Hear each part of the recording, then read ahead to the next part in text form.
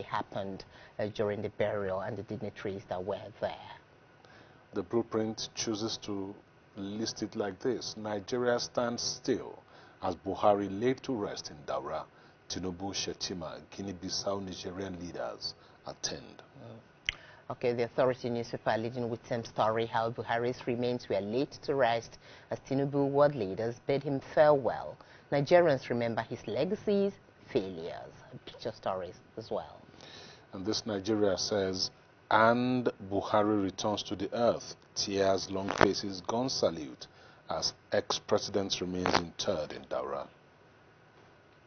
The New National Star, world leaders pay last respect as Buhari laid to rest in Daura. Tinubu, Niger, Guinea-Bissau leaders, governors, others attend funeral. Atiku, Oshibaja, others pay tribute. Right, let's go to the Standard Times now. Buhari could have died long time if he had used Nigerian hospitals. Additional, as former president buried in Daura. Was laid to rest, yeah, typo error there.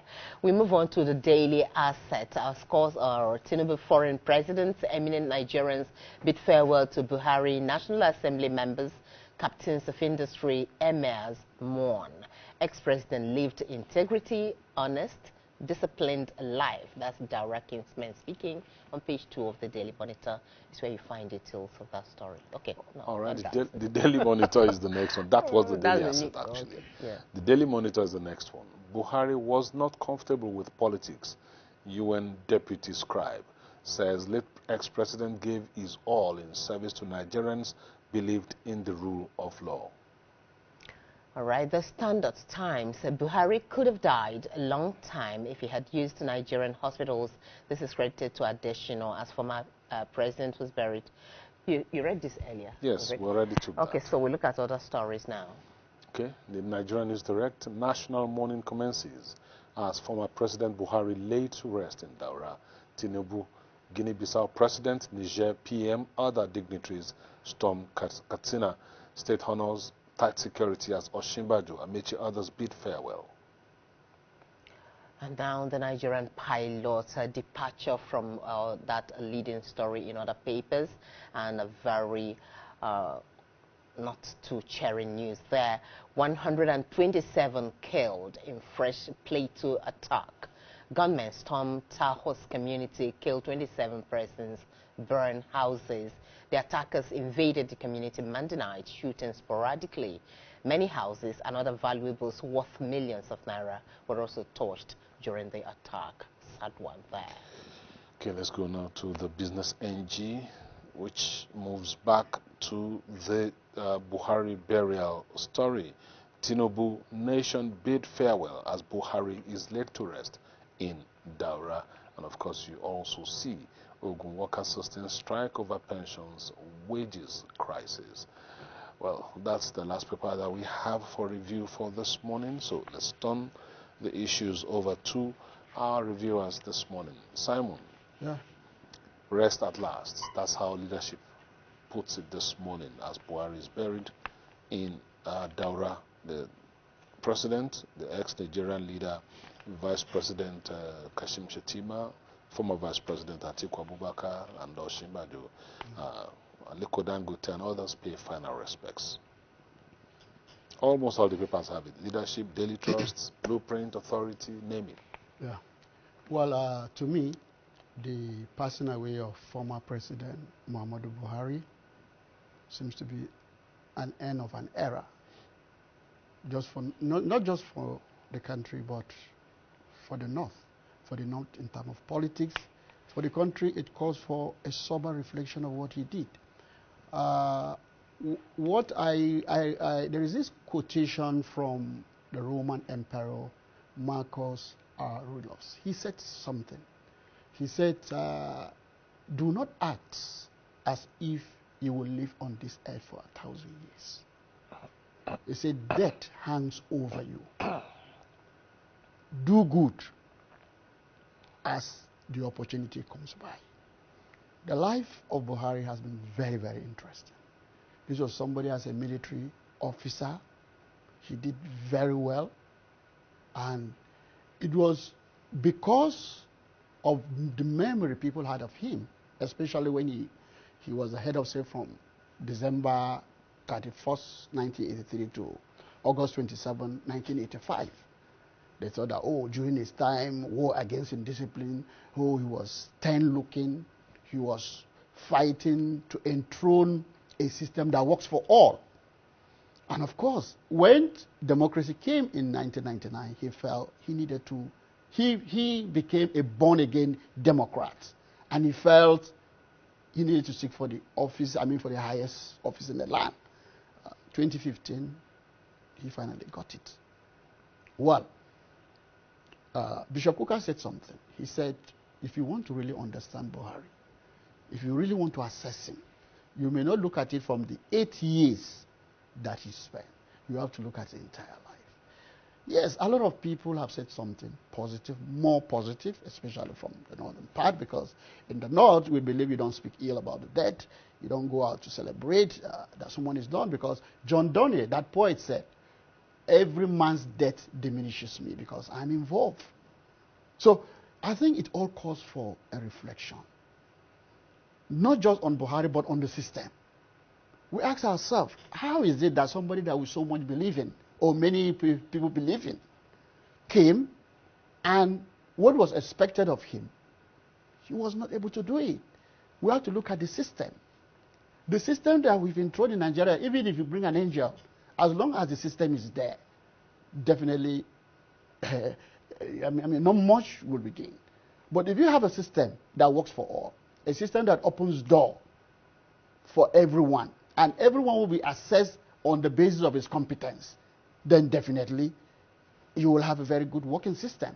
So to me, Buhari is gone. His legacy will still be a subject of controversy. We will never agree as a nation about it. Some people said no, they never liked him. Of course, and they have their right. Because in the last 8 years while he was president, we saw what happened. And people are still very, very angry.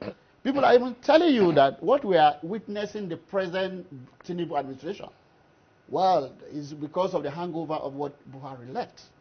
But as for being a good man, there was no doubt he was a good man. But as a leader, of course, you will have a cacophony of voices that will say what they want to see. But for me, it's rest in peace. Thank you very much. He was a good man, but the leadership style, maybe some people didn't agree with his leadership style and all that. As with every human being, really, not many people would like your style. Even during his farewell speech when he was leaving office, he did say, forgive me if you think I have wronged you, probably by my policies or my actions and inactions and all that. So, but then, my worry really for many is that, did you see that crowd that attended that burial? I even saw some children trying to climb some kind of tree or just to catch a glimpse. You will see he had a great following even unto death. Yeah, the burial of former president of Nigeria, General Muhammadu Buhari, yesterday was very emotional. Look at the emotional display of the current president, Tinubu, when he took a bow, A lot of people were there, but even though there were even some people who also went there for political reasons, he wanted to identify with the burial of a very popular former president in the northern part of the country. I saw something that Dede Momodu posted yesterday when Atiku was leaving that place, how people were hailing him and he was waving to them as if he went for a political campaign or rally, So people went there for different reasons. Different reasons. Some people actually went there to pay their last respect. Some of them went there for political reasons. Trust politicians. Leadership stories. That was the last day, and everybody, many people will miss Buhari. Sam Reef said, Buhari was a very good man. He was very disciplined. He was very sincere. And somebody said when he was the president, once he appoints you as ministers or DG, he allows you to do whatever you want to do, believing that you will also behave the way he's behaving. And so he was not actually interfering in the way they carry out or discharge their responsibility. Some newspaper, foreign newspaper, also described him as aloof. He was very aloof, to the extent that some of his lieutenants, some of his ministers and aides capitalized on that, to misbehave. And in the last 2 years, we've seen that bad behavior of some of the people he appointed in various offices. He trusted them that they would do the right thing, but they turned around to do the opposite. One thing you must give to Buhari, the man was not corrupt. Give it to him. He was not corrupt.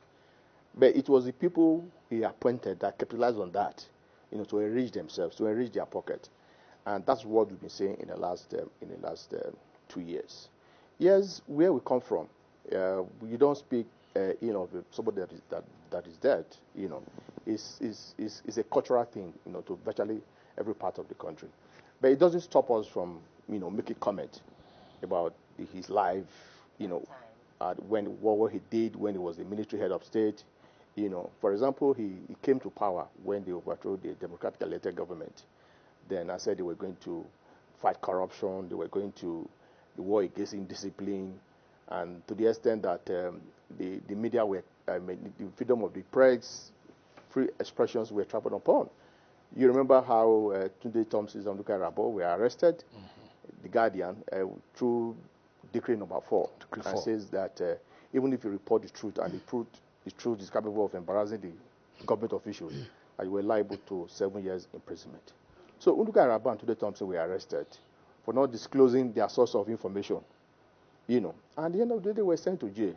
The war against indiscipline, some people will tell you that it was not implemented with the human face. So many people were arrested after the coup, after his coup.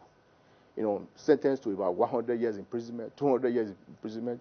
You remember the former governor of Old Bendel State, Professor Ambrose Ali, who was in jail and eventually got blind, and eventually he died. Actually, many of those people, Bisi Onibajo, even Jack Onde, all of them, they were arrested. Many of them fell ill. And at the end of the day, after a very long period of time, you could not, convict them because there were no basis for their arrest.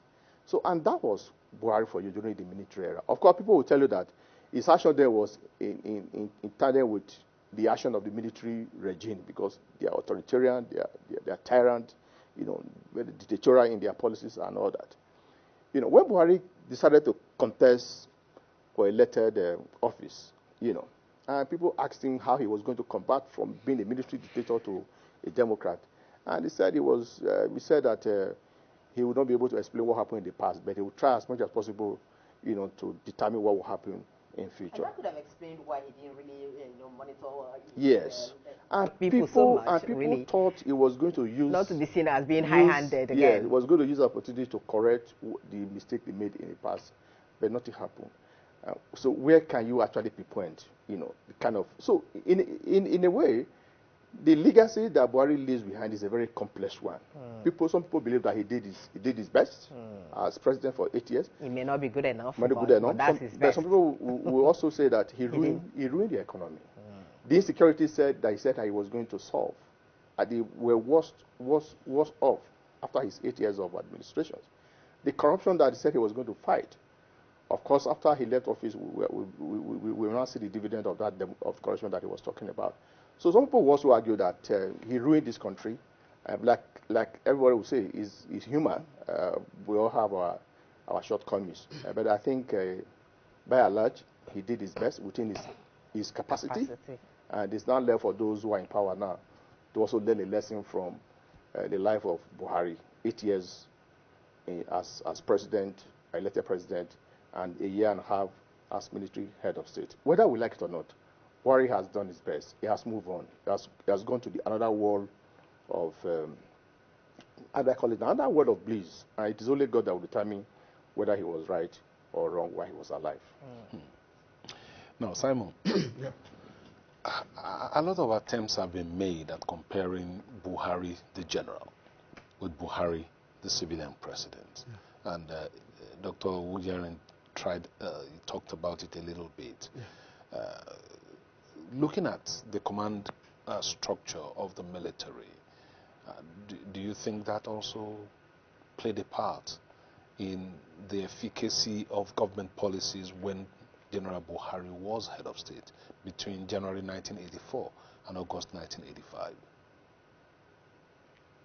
Well, Buhari is supposed to be someone like an imam. He's a religious, so religious, that they say he's the only one of the very few that have no record in the officer mess. He doesn't go there. He doesn't associate at the officer mess where you unwind, take one or two things. He doesn't do that. So he's somebody that is still looking. He's somebody that is thinking of his religious belief, how he depends his faith. That was majorly his own and how he would do his job. Now, you understand when the deputy secretary of the UN said that he wasn't comfortable with democracy. And you also understand that it's because of his military upbringing.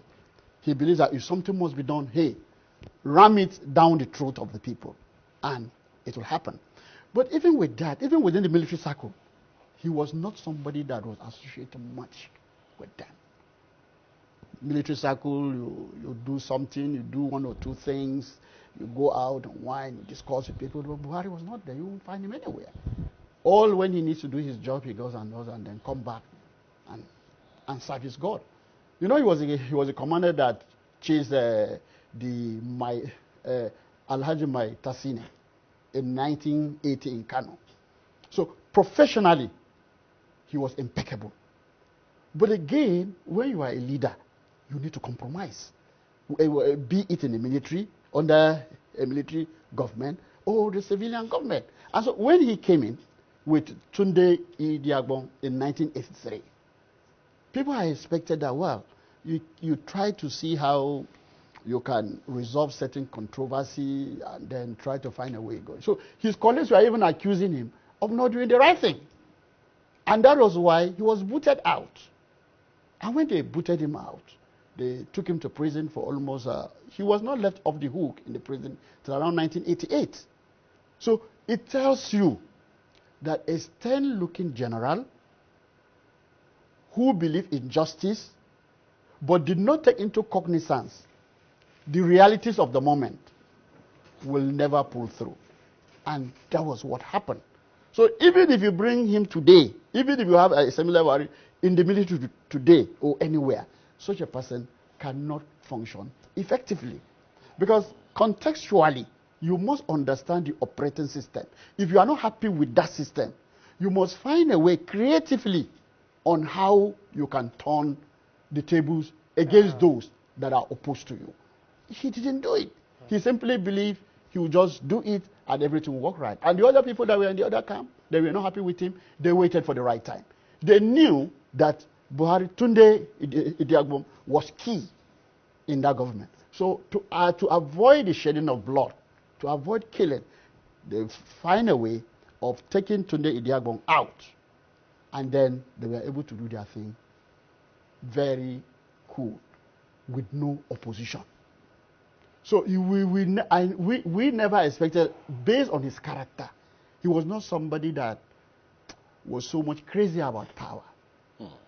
You know, the issue is that when you are thinking of God, when you are always thinking of heaven, your capacity to change the earthly system is virtually weakened. Honestly, that is what I see in the character of Buhari. And so that when he even became the president from 2015, he simply, like my brother said here, he simply said, well, there's nothing. Everybody, he was the most democratic, but he felt that because he was a saint in his way of seeing things, he felt everybody should act like that. You know, when a man accuses someone of doing this, he does it from his own mental perception. Because if he were found in that position, he would do it. But of course, like he said, we are now seeing people that even surrounded him. There were certain financial advantage of that. That was all right, couldn't do that. But there's also an argument that probably his health didn't quite, also help him perform as much as he would ordinarily have. Okay, that would be leading us into the story on the Standard Times. Yeah. Buhari could have died a long time if he had used Nigerian hospitals. I mean, is this an indictment to, I don't know, what does this mean? Absolutely, I agree with you. It's an indictment on the part of that government that additional served. He was spokesperson to the number one. I'm talking of then President Muhammadu Buhari. So for him to descend to this level of saying that Buhari could have died long time if he had used Nigerian hospital, for me, it doesn't make sense. Now, this is a government that spent good 8 years.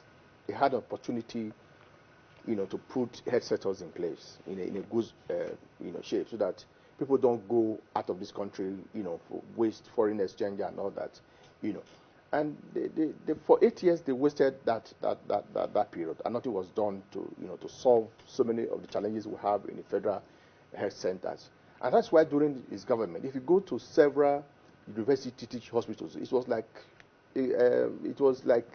a clinic without nothing inside.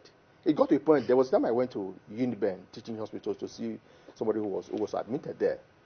People were bringing people were bringing fan to university teaching hospital in Uniben to be able to. People were bringing beds, foam, pillowcase, to be able to attend to people who were admitted there.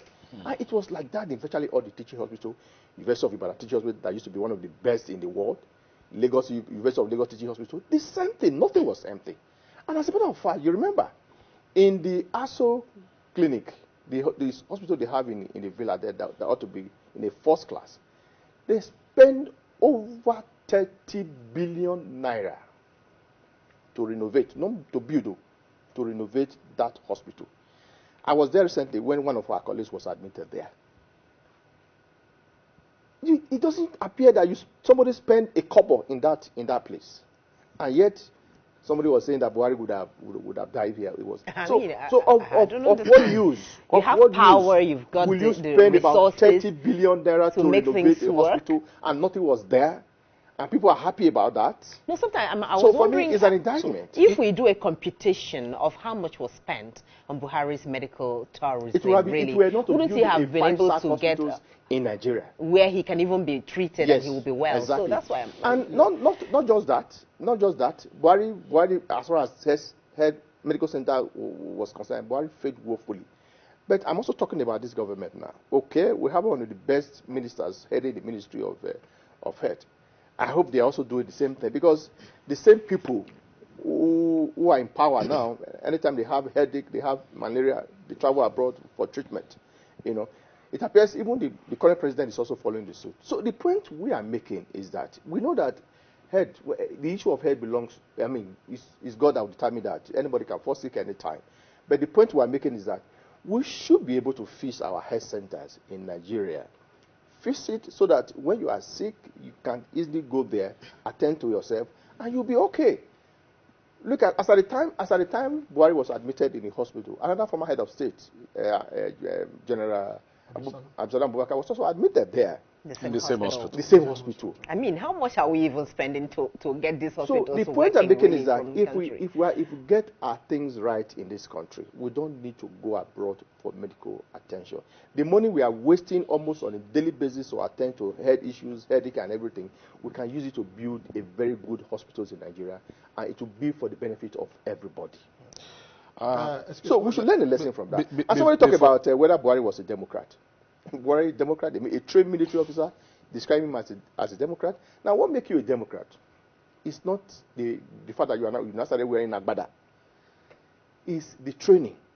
What makes you a military man is not the uniform that you are putting on. It is the training that you acquired over the year as a military man. So whether you have dropped your military uniform, you are now wearing agbada or suit, it doesn't make you a Democrat. Buhari was a trained dictator by his virtue of his training. So when I interviewed Buhari some years back, and when I got back to the office, I spent over 3 days trying to transcribe that interview because I couldn't make sense from what he was saying. So when I was in leadership, I was writing a column, and he wanted to be president. I tried to, reflect my experience at how when I interviewed him many years ago, and I did that. Of course, my former boss, Meiso Recipe, Sam Dazaya, because of that, he yanked off my column, my weekly column, and I said I should stop writing because I should not be using his paper to fight his friends. So the point I'm making is that even right from day one, I was of the strong opinion that Buhari has no business being the president of this country. I'm talking of the elected president of this country. He has no business. He has no business being the councillor, not talk of a governor or a president of Nigeria. And that was my position. But Nigerians voted him. Because of my experience. Go ahead. Of course, Nigeria voted for him Simon, because we all know yeah. what they use to determine whether to vote for you or not. Before you go on, Simon, Okay. some of our viewers are responding to you, or should I say reacting to you now, and one of them said that you said he wasn't power hungry, but he contested for presidency 4 times. That's stuck in the 90s. So what is Simon Reef saying? Buhari was not crazy for power, but he ran for president 4 times. And how do you react to that? Well, craze and a desire should be separated. If you have a vision, you mean you want to achieve. You know, in 2011, when he wept, he said he will never contest again. It took people like Bola Tinubu, El-Rufai, and others to come and convince him. And even why I say that is even when he became the president, he was not that the pushful type. He wasn't ensuring, once he gives you power, he simply allowed you to do what you want to do with it. So I didn't see it from that very angle. But I just wanted to say something here. When we say we are spending so much money in the renovation of State House, the last time I read, they said it was 21 billion. The question we are asking, do we track down those money? When government tells you, we spend this trillion, we spend this, track down the money. Was the money actually released for that purpose? I've never been to the State House, State House clinic. But Yobosa has said he has been there. And his impression was that if you spend such a quantum of money in that hospital, you will see it. But after spending the 21 billion, nothing has improved. So it tells you that the money that was budgeted for that was not actually used. And that is why, as we speak now, our public health system has collapsed. Not because we don't have the required manpower to do the job, but because the existing infrastructure in the medical field is not encouraging our health professional to stay. If you have an ailment, I have a friend that has an ailment. He went, it was a daughter. He went to the private hospital. A private hospital said, no, they can't handle his operation in Nigeria. He has to go abroad. So they gave him a letter. When he went there, they said, the consultant doing the job has not come. They gave him a particular time. When he went there, it was a Nigerian that attended to his daughter. So we have all the professional that we need to have. But the issue is that the system, the Nigerian system, is what has killed almost everything. So it's not enough for us to say we are giving you a budget of 5.8 trillion. We are budgeting 20 billion for a particular project.